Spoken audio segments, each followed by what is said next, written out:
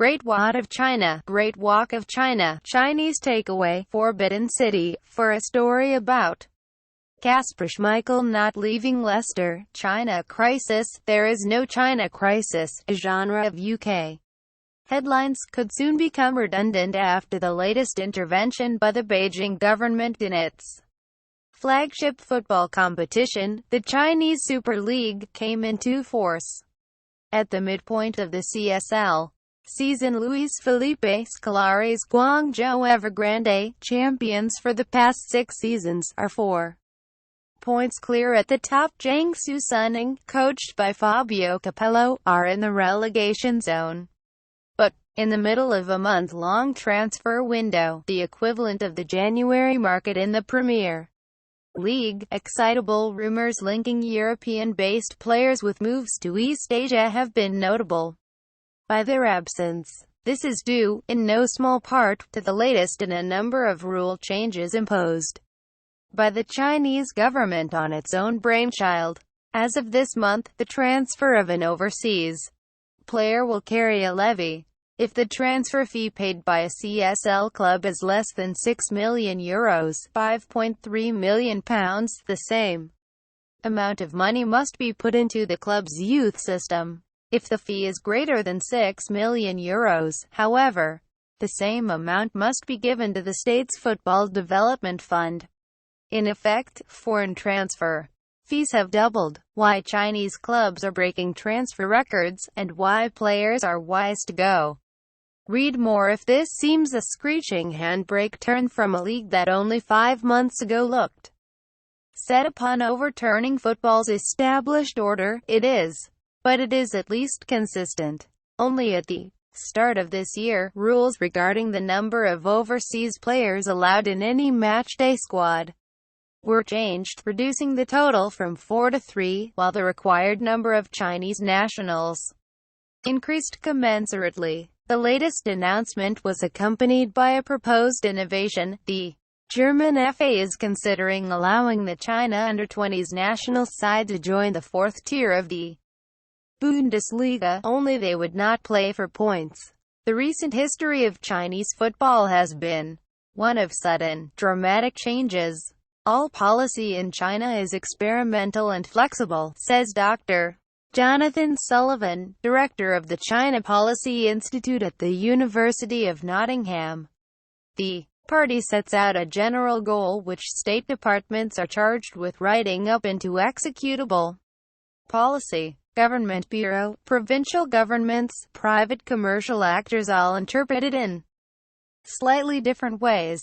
Often policies as executed don't have the party's intended effects, or there is unexpected negative reaction or whatever, at which point it is adjusted in an ad hoc way.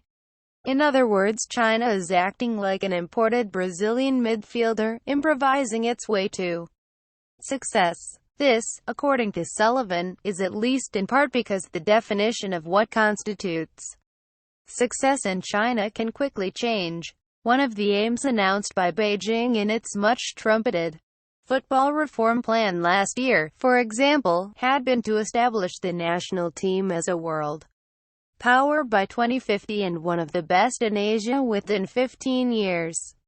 At the moment, that looks a long way off, with a 2-2 draw against Syria last month leaving them unable to qualify for the World Cup finals next summer. The government has multiple strategic goals relating to football, and the strength of the CSL is a relatively minor one, Sullivan says.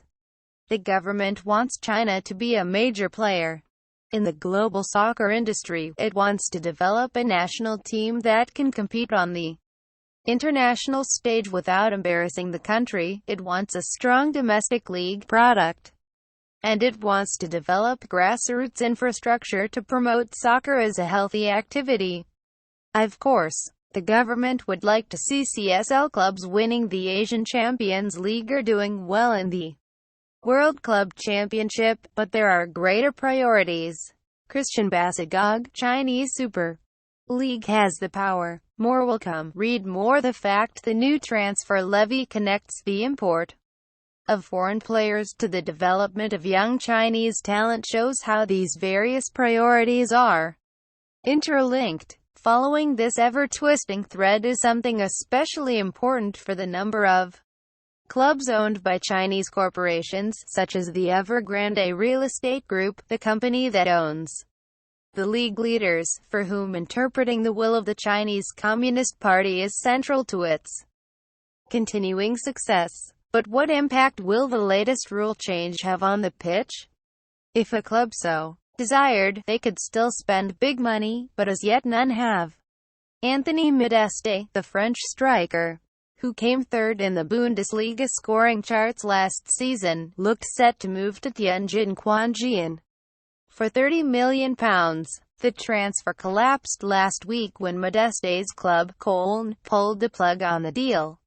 Almost immediately rumors surfaced that Tianjin had turned their attentions to last season's top scorer in the Bundesliga, Pierre-Emerick Aubameyang, with a proposed £71 million transfer fee and wages worth £500,000 a week. That said, there is yet to be a single foreign transfer of note to the CSL this window. It may turn out that luring megastars on mega money is not the only way to improve the standard of and engagement with Chinese football. I think a period of consolidation is a good thing for the CSL, says Sullivan. The authorities and clubs need to figure out what regulations work best for all concerned, including fans, the development of Chinese players and the quality of the on-field product. There is a concern that the CSL is a two-speed league with some exceptional foreign talent amid a morass of players who would struggle in the lower leagues in Europe. A factor that has exacerbated the problem is foreign talent having been anything but exceptional. Nicolas Anelka became the highest-paid player in Chinese history when he joined Shanghai Shenhua in 2012. He will, however, be remembered not for the paltry total of 3 goals he scored but for having been first given and then removed from the responsibilities of player-coach after the sacking of Jean Tigana. The man who now holds Anelka's mantle of all-time highest-paid, Carlos Tevez, looks unlikely to be remembered any more fondly. With 1 goal in 7 appearances, he has told Argentinian media he may return home after 1 season. Finally, a mention for Shanghai SIPG's £51 million signing Oscar. The former Chelsea midfielder earned the CSL worldwide attention last month, but not in the way his employer had hoped. The midfielder made one rash challenge, although he connected with ball not man, and then kicked the ball at another player. For those offenses, which started a mass brawl, he was banned for 8 matches. Last week Hulk and Wu Lei were then suspended for 2 matches after wearing T-shirts in support of their teammate. They bore the sassy legend, "Nothing to do, nothing to say." Oscar's manager, Andre Villas-Boas, was also suspended for criticizing the ban in an Instagram post. As yet, foreign managers are not subject to a transfer levy.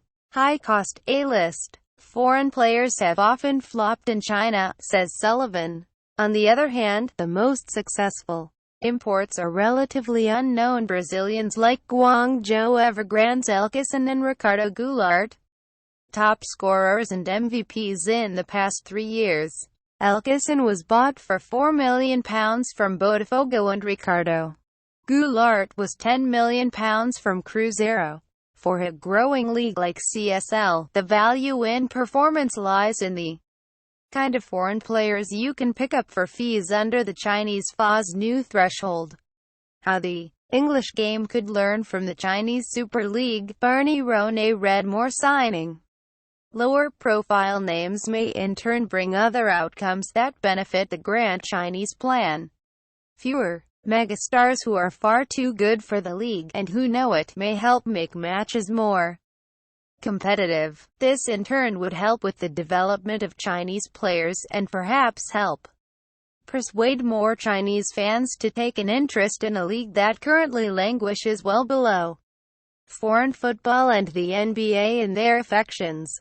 This journey would be comparable to that experienced by Major League Soccer, a league that has largely weaned itself off highly paid, superannuated foreigners and is now the third biggest sport in the United States in terms of live attendance. Whatever the future brings, there will be one certain winner in the short term. Yes, you guessed it, the players. Those on the books of CSL clubs will soon be on the phone to their agents. If they are not already, there is a possibility clubs will now be willing to pay a premium for Chinese national team players, not just for their relative footballing value but to capitalize on fan patriotism, says Sullivan. A further possibility is that foreign players will use the new regulations to improve their deals, knowing that replacements are now prohibitively expensive. Consider it the yin and yang of Chinese football.